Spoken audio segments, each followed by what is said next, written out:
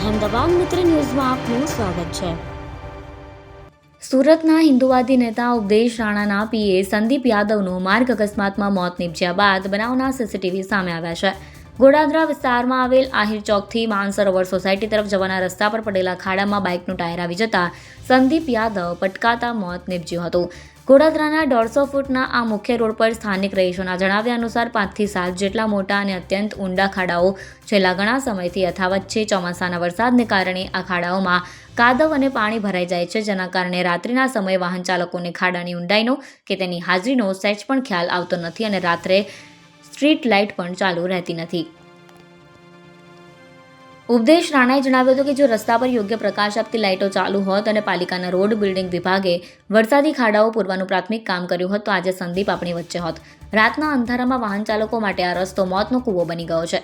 સંદીપ 6 થી 7 વર્ષથી સતત મારી સાથે જ રહેતો હતો। તે માત્ર મારો પીએ કે કર્મચારી નહોતો, પરંતુ મારો નાનો ભાઈ હતો।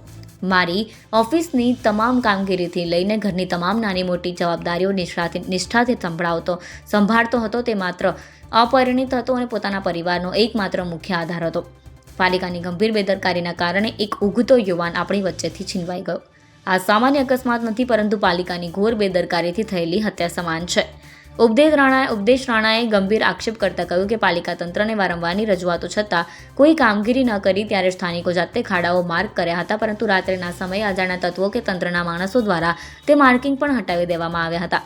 જો ભૂતકાળના અકસ્માતોમાંથી પાલિકાએ કોઈ બોધપાઠ લીધો હોત તો આજે કોઈ પરિવારની છત અને આધાર છીનવાયો ન હોત। દીવા ચોકી તરફ પણ 3 મોટા ખાડાઓ પડ્યા છે, જેના પર તંત્રનું કોઈ ધ્યાન નથી। મૃતક સંદીપ યાદવના પરિવારજનો, સનાતન સંઘ અને ગોડાદરાના સ્થાનિક રહીશોમાં સુરત મહાનગરપાલિકાના રોડ બિલ્ડિંગ વિભાગ અને ઝોનલ અધિકારીઓ સામે અત્યંત ભારે અસંતોષ જોવા મળી રહ્યો છે।